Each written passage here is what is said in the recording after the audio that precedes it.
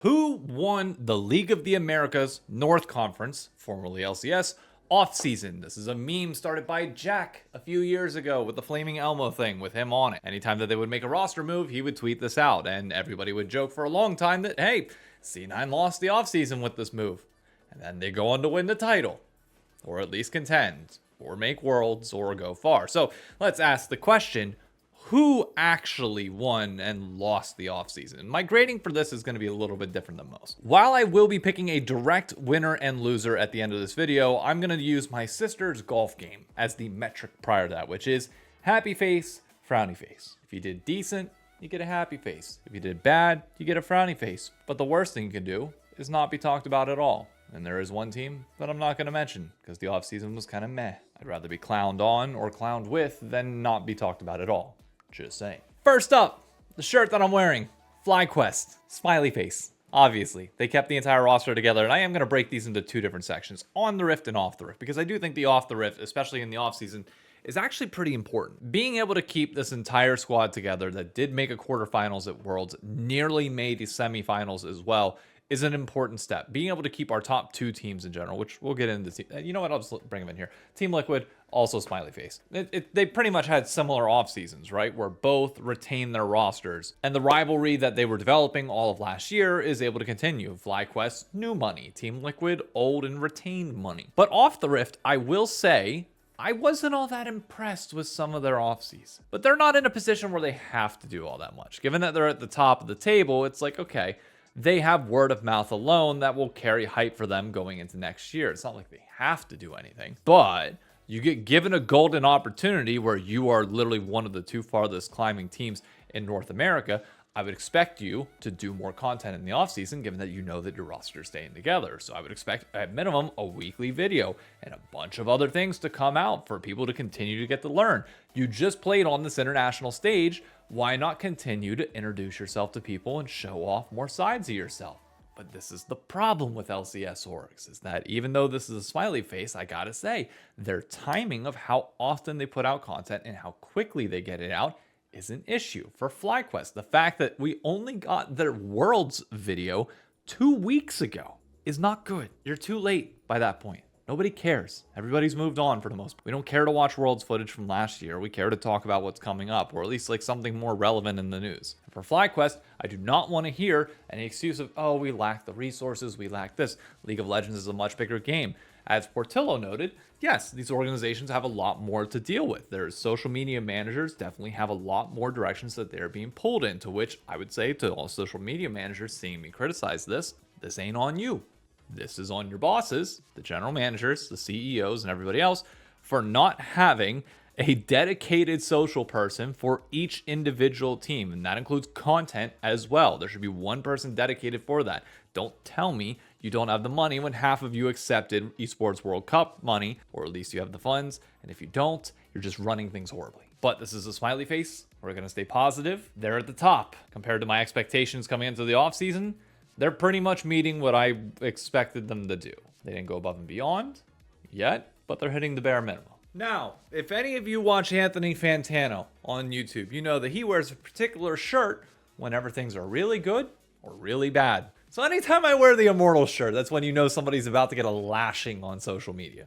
Oh, Dignitas. Oh, man. What do we say here? Actually, I'll start with this that I realized while editing and typing in something. How about you change your name? Something that you've needed to do for a while now, because I'm tired of not being able to put your full name on screen because YouTube might possibly flag it as an assisted thing out of Sweden. So yeah, it's time for a brand change, and so long as you don't do it, you will always be on the frowny face. It's not that I'm not excited for Surdy to come in. That part I am. But when you look at Dig as a whole, this is the third time they've upended their roster almost entirely going into a new split. So no, it's not like I can sit, like I'm excited for Surdy versus Scary Jerry. I have a whole other video on that. But I'm not excited to see if Dignitas can keep this roster for a whole year in a row, because now they're bringing in Rigby as well. So there are optimistic signs that you would look at and be like, okay, this could build towards something. But given Dignitas's track record, I can't sit here and tell you that I'm optimistic. You needed to go above and beyond to give me a reason to also care about this, which blends into the content point of like, We got one video of Jensen and crew guessing ranks. I don't know if they haven't re-upped their contract with Silvix yet. I don't know what's going on that's preventing content from coming out, but in a world where you are playing catch up against the big dogs in this league, you need to be putting out off-season content and trying to work on things until they can finally grow and become sustainable for you, that you can build a fan base. They haven't done that, that's for sure. So what was my expectation for Dignitas coming into this? To just do something different than what they've done before. And they haven't, because they did bring in rookies before, like XU, and then they got rid of XU.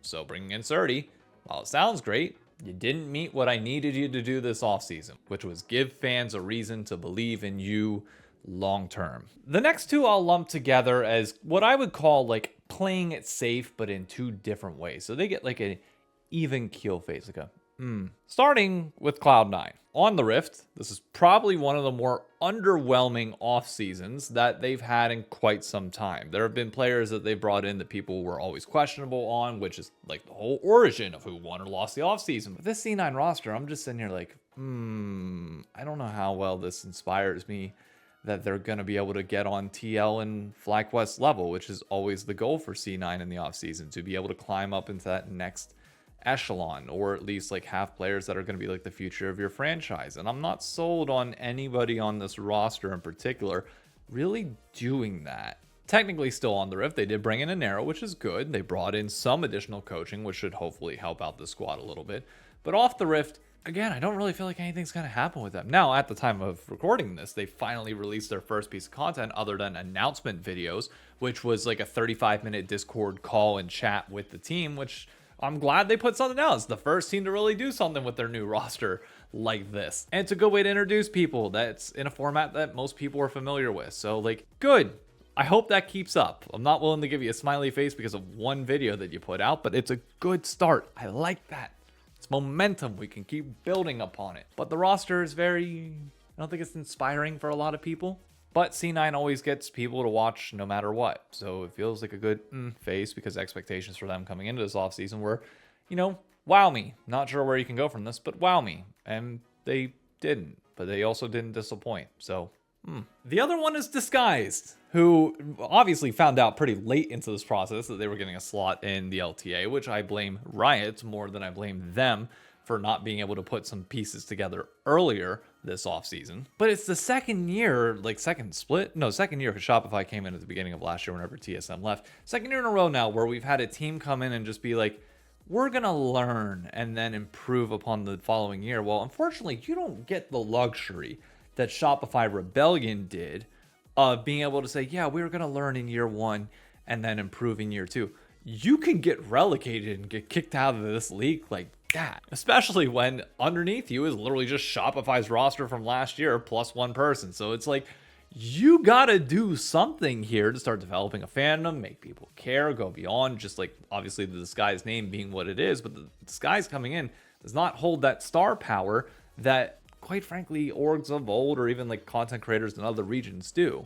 Could it build there? Yes, but you need to hit the ground running, and I don't feel like they have. You got a few pieces that are interesting, but no content so far that I've seen, or that's at least broken into my sphere, and I even pay $5 for the Patreon just to get access to their financials. So there wasn't really anything within like the emails I've gotten there either that like really piqued my interest as a league fan, like that's trying to get me to learn about this team and understand who's on it. There are going to be people that say, oh, well, it's December. Nope, no excuse. You got 2 months, brand new products. We have to market the crap out of this thing. You need to be putting out content and doing everything now. You cannot sit on your laurels. You cannot rest. You cannot wait. So meh face for Disguise. They have the advantage of being hyped as a new team coming into all this, but that is not enough to build. But I'm not in the mood of handing out pure consolation prizes. I want to declare an official winner or loser, and I think there is a very clear winner this off-season is Shopify Rebellion. I put out on Twitter, hey, who do you guys think won the off-season outside of the obvious TL and FlyQuest? Shopify have been given somehow a second golden goose. The best time to build a brand for any new team, any new org is the first split, the first year that you come in. It's always unlikely that you're going to get a redo at that. And by all means, I understood that they would want to come in and take a year and learn, but you are giving away prime time to grow.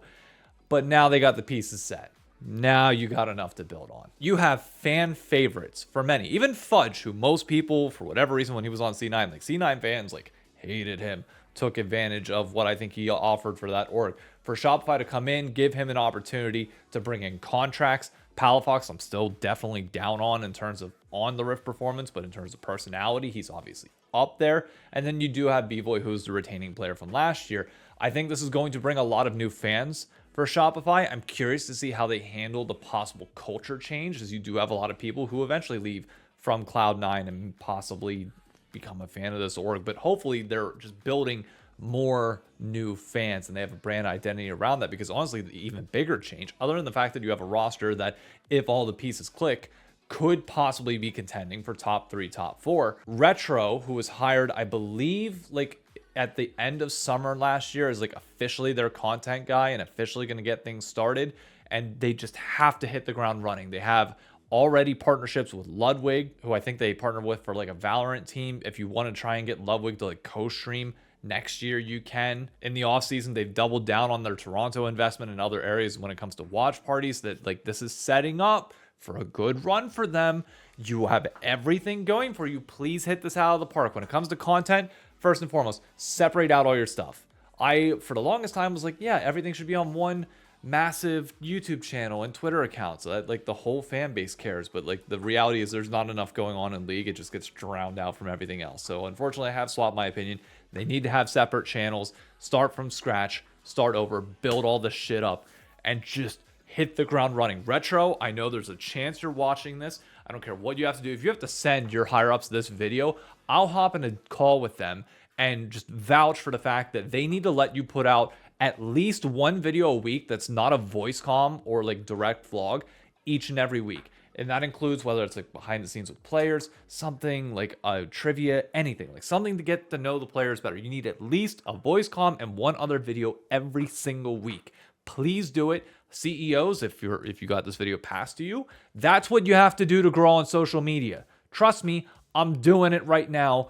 Follow my lead. I want to see your brand pop off because Canadians deserve this, and you are given the opportunity with fan favorite players.